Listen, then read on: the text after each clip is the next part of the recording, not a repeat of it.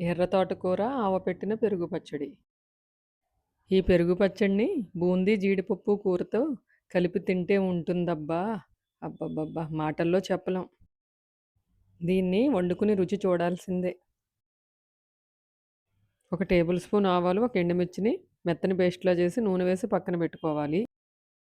3 పచ్చిమిర్చి, half inch అల్లం, ఒక టీ స్పూన్ జీలకర్రని కచ్చాబచ్చాగా దంచుకోవాలి.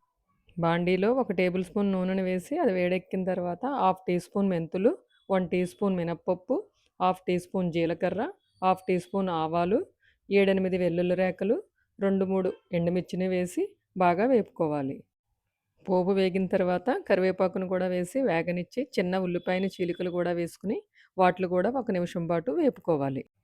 హాఫ్ టీ స్పూన్ పసుపు, సరిపడా ఉప్పును కూడా వేసి వాటిని కూడా వేగనిచ్చి దంచి పెట్టుకున్న అల్లం పచ్చిమిర్చి మిశ్రమాన్ని కూడా వేసి దాన్ని కూడా ఒక అర నిమిషం పాటు వేపుకోవాలి.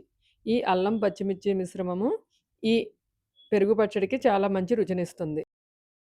ఈ మిశ్రమం అంతా బాగా వేగిన తర్వాత తోటకూరను కడిగి చిన్న చిన్న ముక్కలుగా కోసుకుని దానిని కూడా ఈ పోపులో వేసుకుని బాగా మగ్గనివ్వాలి.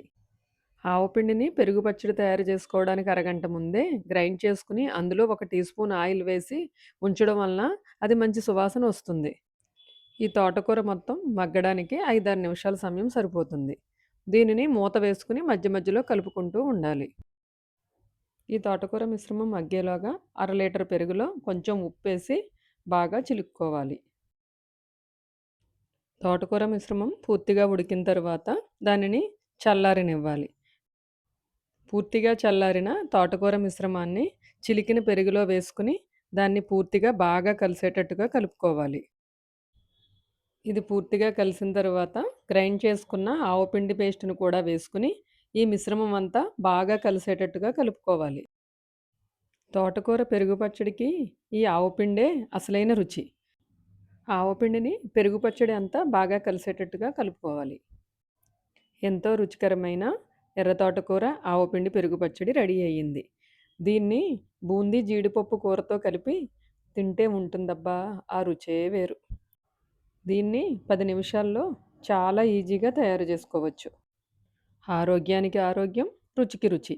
ఇది మీకు నచ్చింది అనుకుంటా. తయారు చేస్తారు కదూ!